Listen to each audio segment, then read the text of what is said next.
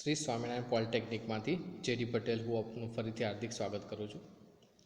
હવે fluid mechanics અને hydraulic મશીનના આપણા નવા લેક્ચરમાં આપણે ફ્લુઇડ સ્ટેટિક્સ જે ચેપ્ટર 2 છે તમારા એફએમએચએમનું થર્ડ સેમ મિકેનિકલમાં એના વિશે સ્ટડી કરીશું.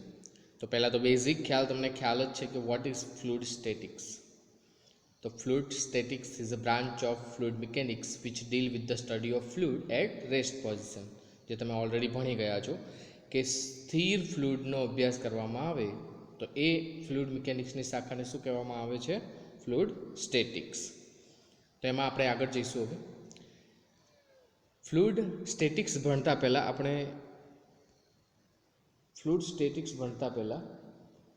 આપણે જોઈ લઈશું કે પ્રેશર કોને કહેવાય.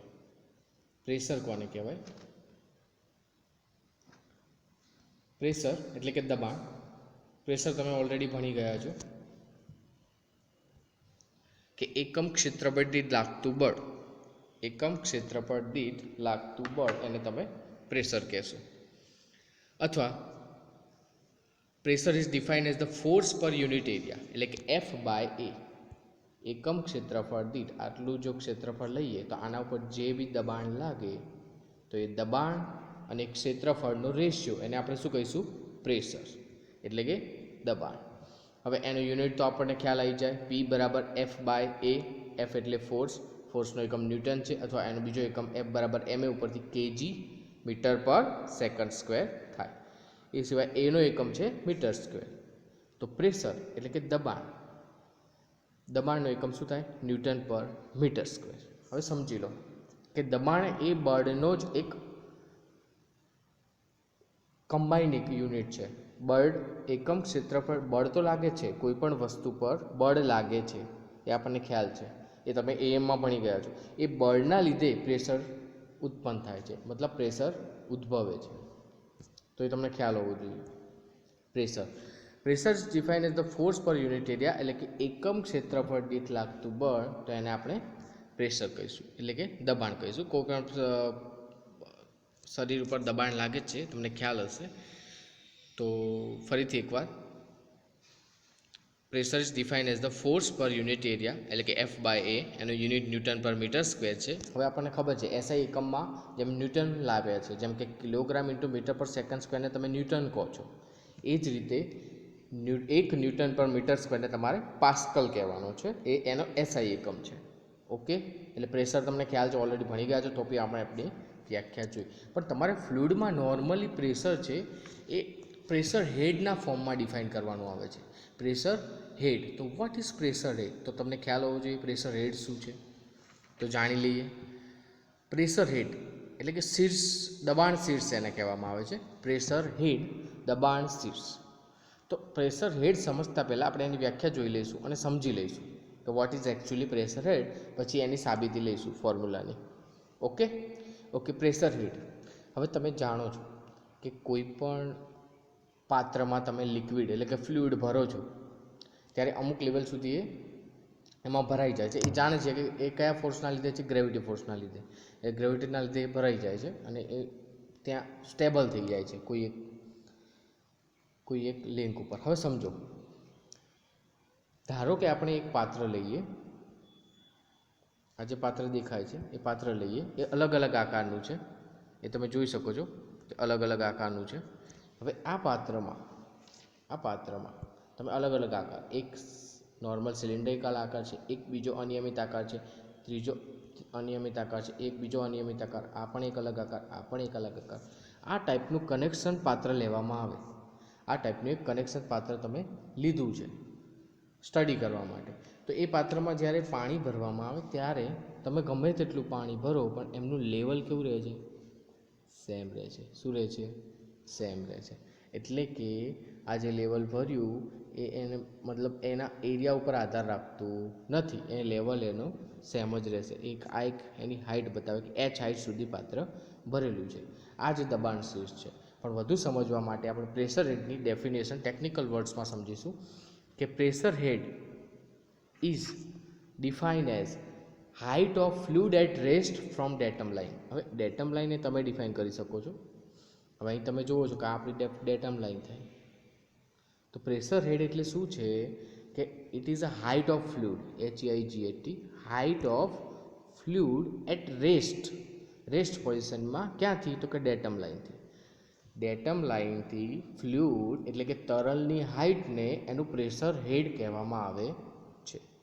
ફરીથી એકવાર, દબાણ શીર્ષ કોને કહેવામાં આવે છે? તો આપેલ ક્ષેત્રફળ પર લાગતા ફ્લુઇડ, સ્થિર ફ્લુઇડના દબાણમાં એ ફ્લુઇડની હાઇટને, એ જે દબાણ છે એ સ્થિર પ્રવાહી છે એની હાઇટને શું કહેવામાં આવે છે? દબાણ શીર્ષ કહેવામાં આવે છે. તો આ પ્રકારનો એક પ્રેક્ટિકલ કરીએ આપણે. તો આપણે જે સ્થિર પ્રવાહીમાં કોઈ પણ ડેટમ રેખાથી મુક્ત સપાટી સુધીની, આ જે ઉપરની સપાટી થઈ એ મુક્ત હતી, સ્થિર પ્રવાહીમાં કોઈ પણ ડેટમ રેખાથી મુક્ત સપાટી સુધીની ઉધ્વ ઊંચાઈ, ઉધ્વ એટલે ઉપરની હાઇટ, એ હાઇટ છે એને શું કહેવામાં આવે છે?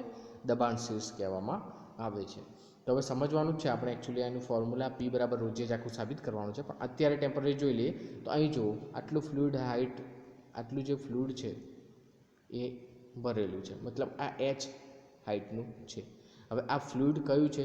તો એ અલગ અલગ ડેન્સિટીનું હોઈ શકે છે. પાણી હોઈ શકે છે, ઓઇલ હોઈ શકે છે, કે કંઈ પણ હોઈ શકે છે. કોઈ પણ ડેન્સિટીનું હોઈ શકે છે આ ફ્લુઇડ. તો એની હાઇટ થઈ. હવે આ હાઇટના લીધે આના પ્રેશર કેટલું લાગતું હશે આપણને શું ખબર પડશે? તો આપણને ખબર છે, એ આપણે જોઈશું આગળ સાબિતીમાં, એના પરથી ખ્યાલ આવી જશે. તો આ હાઇટ છે ને એને દબાણ શીર્ષ કહેવામાં આવે છે. પણ કેવા ફ્લુઇડમાં? ખાસ ધ્યાન રાખજો, રેસ્ટ ફોર્મમાં. કયા ફોર્મમાં? સ્થિર સ્થિતિમાં ડેટમ લાઇન પર જે એ હાઇટ છે ફ્લુઇડની, એને એનું દબાણ શીર્ષ કહેવામાં આવે છે. એટલે કે P બરાબર ρg H. તમને ખ્યાલ છે, P બરાબર ρg H. તો H બરાબર શું થાય? P by ρg. હવે તમે કન્ફ્યુઝ ના થશો, આ આપણે એકચ્યુઅલી સાબિત કરવાનું છે આના પછી થિયરીમાં. પણ અત્યારે તમને એવું પૂછે કે દબાણ શીર્ષ સમજાવો, 3 માર્ક્સ હોય, હવે 2 માર્ક્સ હોય, તો તમારે આ રીતે એક્સપ્લેન કરી શકાય, એની કોઈ સાબિતીની જરૂર છે નહીં. આપણે સાબિત કરવાના છે. એટલે P બરાબર ρg H કઈ રીતે આવે છે? હવે H એટલે P બાય ρg. અહીં જે P છે એ પ્રેશર કહેવામાં આવે છે, અને H છે એને દબાણ શીર્ષ કહેવામાં આવે છે. શું કરવામાં આવે છે? આ જે P છે એને શું કહેવામાં આવે છે? પ્રેશર. અને જે H છે એને શું કહેવામાં આવે છે? પ્રેશર હેડ. પ્રેશર હેડ. ઓકે. તો H બરાબર P બાય ρg. આ સૂત્ર યાદ રાખજો, તમને ખ્યાલ હોવો જોઈએ. અને આ Hનો એકમ શું થશે? તમે શું કરી શકો છો Hનો એકમ? તો આપણને ખબર છે હાઇટ તો મીટર કે સેન્ટીમીટર કે લંબાઈના એકમમાં છે. પણ આપણે એ ખાસ જોવાનું છે કે આ જે લિક્વિડ છે એ ગમે તે હોઈ શકે છે. વોટર પણ હોઈ શકે છે, ઓઇલ પણ હોઈ શકે છે, મર્ક્યુરી પણ હોઈ શકે છે. તો આપણે આને એકમમાં આપણે એવું બતાવવાનું કે મીટર ઓફ વોટર. અને જો ઓઇલ હોય કોઈ તો મીટર ઓફ ઓઇલ. જો મર્ક્યુરી હોત તો મીટર ઓફ Hg એટલે કે મર્ક્યુરી. એટલે તમે કયું ફ્લુઇડ ભરેલું છે એની જે હાઇટ છે એ ફ્લુઇડની ડેન્સિટી ઉપર પણ ડિપેન્ડ કરે છે. એટલે આપણે આનો એકમ શું લખીશું? Metre of water. Metre of water. અથવા એને આપણે મર્ક્યુરી હોય તો મર્ક્યુરી લખીશું, એટલે મીટર ઓફ ફ્લુઇડ એવો શબ્દ વાપરી દઈએ, એટલે બધા માટે લાગુ પડી જાય. Metre of fluid. એ કોનો એકમ થાય? દબાણ શીર્ષનો. તો ક્યારેય દબાણ શીર્ષનો એકમ ખાલી મીટર લખવાનો નહીં, મીટર ઓફ વોટર. ક્યારેક આપણે ઇન્ડિકેટ કરી શકીએ એને, જો વારે ઘડીએ લખવાનો પણ મતલબ એને તમે એમાંથી બાકાત થવા માગતા હોય તો ક્યારેક ઇન્ડિકેટ તમે કરી શકો છો, કોઈ ઇસ્યુ છે નહીં. ઓકે. હવે આપણે આગળ જોઈશું. ફ્લુઇડ સ્ટેટિક્સ તો જોયું. હવે આ ફ્લુઇડ સ્ટેટિક્સનું જે આ ફોર્મ્યુલા છે એને આપણે સાબિત કરીશું. તો કઈ રીતે સાબિત કરીએ જોઈએ. તો ચલો અહીં ધ્યાન આપો, આ સમજવા જેવું છે, નહીંતર ખ્યાલ પડશે નહીં. વધારે સમજવા માટે તો પ્રેશર અને પ્રેશર હેડ વચ્ચેનો રિલેશન કઈ રીતે તમે સાબિત કરશો? પ્રેશર અને પ્રેશર હેડ વચ્ચેનો રિલેશન તમે કઈ રીતે સાબિત કરશો? તો તમે એક એરિયા એ લઈ લો. અહીં આગળ આ જે બતાવેલો છે એક ચોરસ ક્યુબ એરિયા છે, એના ઉપર લિક્વિડ ભરેલું છે. આ ટાઈપનું પાત્ર છે આખું, આ લિક્વિડથી ભરેલું છે. ઓકે. તો તમે જુઓ છો લિક્વિડથી ભરેલું છે. એક અકોર્ડિંગ ટુ ફિગર એક આપણે મેં ડિફાઇન કર્યું છે. ડાયરેક્ટ ઘણા બધા પોઈન્ટ લખવાની જગ્યાએ એક લખી નાખ્યું છે કે according to figure let assume there is a pressure P applied on area A with fluid of height H. એટલે બધી વસ્તુ આમાં ડિફાઇન થઈ ગઈ કે એક એરિયા ડિફાઇન કરી દીધો, એની પર ફ્લુઇડ લઈ લીધું, એની હાઇટ લઈ લીધી, બરાબર, H જેટલી છે તમારા આકૃતિમાં બતાવેલી છે ઓલરેડી. આકૃતિમાં જોશો તો તમે આ એરિયા થશે, એની ઉપર આ જે બધા ફ્લુઇડ ભરેલું છે, તો ખુલ્લું તો રહી ના શકે, તો એની બોર્ડરથી કમ્પ્લીટ કરેલું છે. બસ, તો તમે એટલું ધ્યાન આપો. અહીંયા શું બતાવેલું છે કે એક કોઈ આકાર ચોક્કસ બતાવેલો છે, એના ઉપર ફ્લુઇડનું પ્રેશર F લાગી રહ્યું છે, એની હાઇટ કેટલી છે h છે, અને એરિયા કેટલો છે a છે. તો હવે તમને ખ્યાલ આવશે આના પર પ્રેશર કેટલું છે. ઓકે, ચલો હવે જુઓ ફ્લુઇડ કેવું છે. ફ્લુઇડ કેવું છે? સ્થિર છે. કેવું છે? સ્થિર, સ્ટેટિક્સ છે. કેવું છે? રેસ્ટ પોઝિશનમાં છે. કેવું છે? રેસ્ટ પોઝિશનમાં છે. કેવા પોઝિશનમાં છે? રેસ્ટ એટલે કે સ્થિર પોઝિશનમાં છે. તો સ્થિર ફ્લુઇડ હોય તો એના પર કોઈ બાહ્ય બળ લાગે છે આપણને દેખાતું હોય એવું? ના. આ ફ્લુઇડ ભરેલું છે, ખતમ. આ જે તમારા જોડે આ ક્યુબ છે એમાં પાણી ભરેલું છે, પછી ખતમ. બીજું કોઈ ફોર્સ એક્સ્ટ્રા લાગતું નથી. મતલબ આ પાણી જે અંદર ભરેલું છે એ શેના કારણે અંદર આ રીતે સ્થિર છે? તો એના વજન બળના લીધે. શેના કારણે? વજન બળના લીધે. પાણીના વજનના લીધે જ છે ને, નહીં તો ઉપર ઉડી ના જતું હોય. ગ્રેવિટીના લીધે આપણને ખબર છે કે એનું વજન એક જ બળ લાગે છે આ એરિયા ઉપર, કે આ પાણીનું વજન. ફરીથી એકવાર નીચેનો એરિયા છે એના પર પ્રેશર છે ખરું, પણ એના પર બળ કયું એક જ લાગે છે? તો એના વજનનું. કયું? એના વજનનું. તો હવે જોઈએ કે weight of fluid column of height h on surface એ, તો એના પર વજન કયું લાગશે? ખાલી w બરાબર mg. હવે w બરાબર mg, તો આપણે તમને ખબર છે કે ડેન્સિટી એટલે શું થાય છે? રો બરાબર m/v. તો એને આમ મૂકી દો રોની જગ્યાએ, m/mની જગ્યાએ રો ઇન્ટુ v. રો એટલે ડેન્સિટી, v એટલે વોલ્યુમ, m એટલે માસ, mનો એકમ kg, vનો મીટર ક્યુબ અને રોનો કિલોગ્રામ પર મીટર ક્યુબ.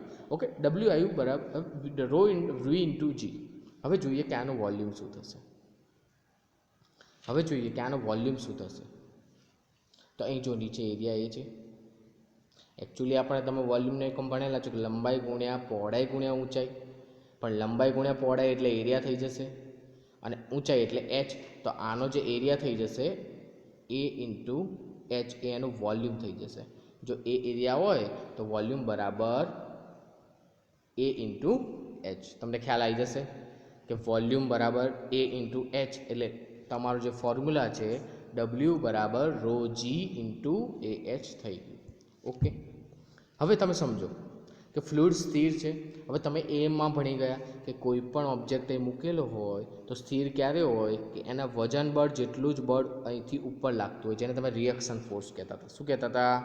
Reaction force. હવે આપણે દબાણ માપવાનું છે, તો એ જે રિએક્શન ફોર્સ છે એ જ તમારું દબાણ થવાનું છે ફ્લુઇડનું. કે ફ્લુઇડ જે આના ઉપર દબાણ આપે છે એ જ દબાણ તમારું રિએક્શન ફોર્સમાં તમને મળવાનું છે. પણ પ્રેશર એ અલગ વસ્તુ છે અને ફોર્સ એ અલગ વસ્તુ છે.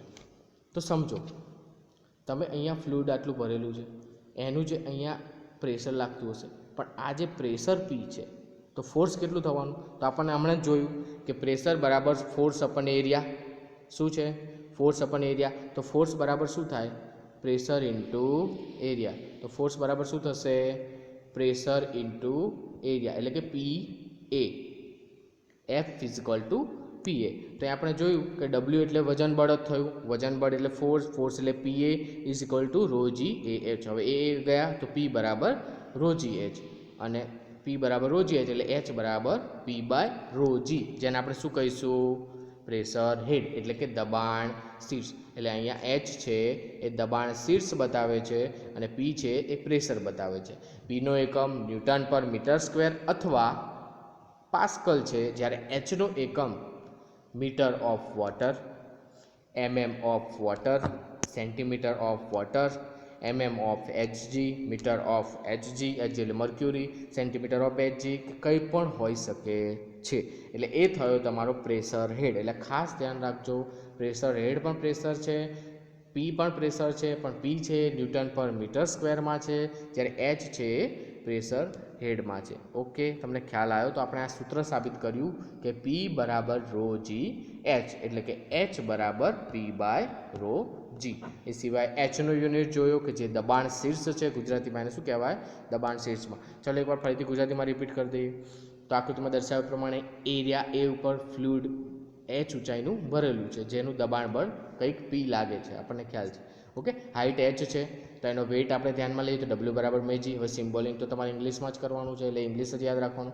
W is equal two mg એટલે માજી, ડબલ્યુ બરાબર રો ઇન્ટુ વી ઇન્ટુ જી. કેવી રીતે? તો કે રો એટલે એમ બાય વી, એ જ રીતે રો જી એ એચ. પણ હવે આ દબાણ બળ લાગે છે, એ દબાણના કારણે જે ફોર્સ લાગે છે એ પીએ થશે, તો PA is equal to rho G A H. P બરાબર રો જી એચ, તો એચ બરાબર પી બાય રો જી. હવે આ સિમ્બોલિંગ તો તમને ખ્યાલ જ છે, જેમાં એચ શું છે? પ્રેશર હેડ, પી દબાણ, રો ડેન્સિટી, જી ગ્રેવિટેશનલ એક્સલરેશન. એ તમારે લખવું પડશે બધું ખાસ છે. ઓકે, ફૂલ માર્ક્સ જોઈતા હોય તો. ઓકે, તો આ થયું પ્રેશર અને પ્રેશર હેડ એટલે કે દબાણ અને દબાણ શીર્ષ.